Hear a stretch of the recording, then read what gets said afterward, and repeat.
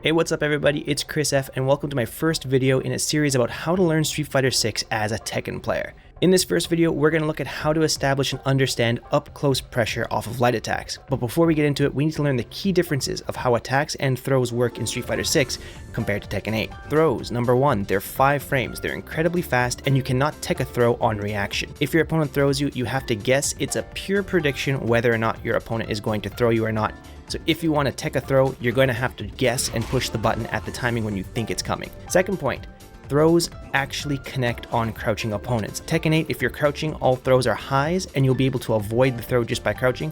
Not in Street Fighter 6. Throws connect on standing and crouching opponents. And the third big difference between Street Fighter 6 and Tekken 8 is that for the most part, all attacks are going to hit either crouching or standing. So in Tekken 8, if you do like a standing jab, it'll whiff on crouchers because it's a high, but not in Street Fighter 6. Most attacks will still connect even if your opponent is crouching. There are some exceptions to this, like here Akuma's standing heavy kick, the second attack whiffs on crouchers, but for the most part, just assume that every attack is going to hit you whether you're standing or crouching. Now that we got through those key differences, we're ready to take a look at how to actually establish close pressure, and we're going to be focusing on how to establish your pressure starting from light attacks. Unlike Tekken 8, the fastest move in Street Fighter 6 is 4 frames, and this is usually a standing or crouching light punch. In Tekken 8, standing jabs are going to leave the attacker at +1 frames if it's blocked. This doesn't give you amazing frame trap options, but there are more things you can do in Tekken 8 off of a standing jab than Street Fighter 6 just because of the system mechanics and the high and low crush options. But in Street Fighter 6, all light attacks are minus. So you can't just do a jab and continue your pressure because you're left at -1 frames and your turn is essentially over. So one thing that I think a lot of Tekken players tend to struggle with when learning Street Fighter 6 is learning how to establish pressure using your light attacks since they're minus on block. So what you don't want to always do is do a light attack, wait for it to finish, and then do another light attack, because if your opponent pushes a button, you're going to get counter hit. So what can we do instead? In Street Fighter 6, you can cancel a light attack into another light attack before the animation ends. And this can be done either from standing into crouching or crouching into standing. And this is called chaining. So basically you just want to push the light attack button before the animation of your first light ends.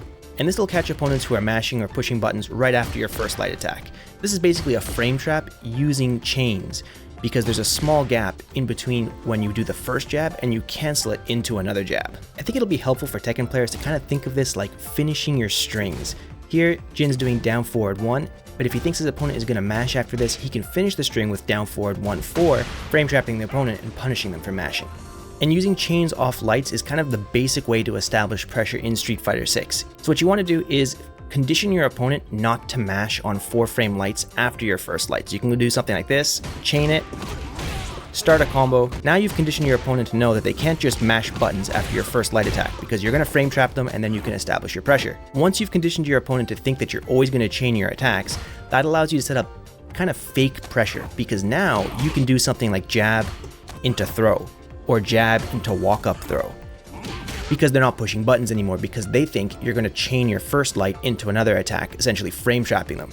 Now this isn't real. If you try to go for a jab and then throw, you're going to get counter hit. So you have to condition your opponent to think that you're always going to do 2 jabs, force them to stop pushing their own buttons, and then go in for the throw. And that's your basic up-close mix. Are you going to chain into another light or are you going to stop and go for a throw? Now there are some defensive options your opponent can do to beat both chained attacks and light attacks into throw. That's kind of more advanced defensive options. Just understand right now that the basic mix here is either are you going to do a chained light and try to frame trap, or are you going to do a single light into a throw to kind of catch them off guard and beat them for blocking. Now that we got that down, we have to look at a strong defensive option select your opponent can do to beat both your chained attacks from lights and a single light into a throw. But before we get into that, if you're enjoying this guide, please don't forget to hit the like and subscribe button because it helps me as a content creator and lets me make more guides like this in the future. Now remember how I said that throws aren't reactable in Street Fighter 6 because they're only 5 frames? Well, that's true, but just like Tekken 8, you don't actually have to input a throw break the second a throw connects with you. After a throw connects, there's a 9-frame window where you can input a throw break and you'll successfully break the throw. So here's how the defensive option select works. I'm the defender, Akuma, and Ken is going to walk up to me, do standing light punch into a throw. Now, you might think you just have to guess here, but what you can do is you can hold down back, which will let you block, and then you can push throw, but delay your throw timing. So you're gonna wait a couple of frames and then push throw. Now this is really strong because if you delay it enough, here's Ken just doing jab jab. Because your throw input is delayed, you're going to be in block stun and your throw won't come out during the small frame trap in between jab and the second jab.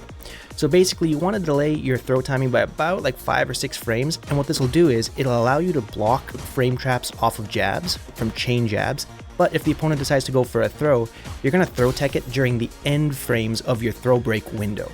And this option select is called a delay throw tech, and it's incredibly strong in Street Fighter 6. But there's another option select the attacker can do to counter your opponent's delayed throw tech. So the main weakness of this delayed throw tech is if you hold down back and you input a throw, if your opponent does nothing and you're not in block stun, you're going to get a throw whiff animation. And in Street Fighter 6, throw whiffs are punishable on reaction by the opponent as long as they're looking for it. To beat people doing this delayed throw option select, all you have to do as the attacker is take a step back and get out of throw range. This is called a shimmy, which I'm sure a lot of you have heard of. So it would look like this. Ken does jab into walk back. I input my delayed throw tech expecting either the jab or the throw to come, and Ken gets out of the throw range. So if the attacker knows the defender is always doing this delayed throw option select, all they have to do is establish the pressure with a jab, shimmy out, and then whiff punish the throw. And then you get a big combo and corner carry, which is great for the attacker.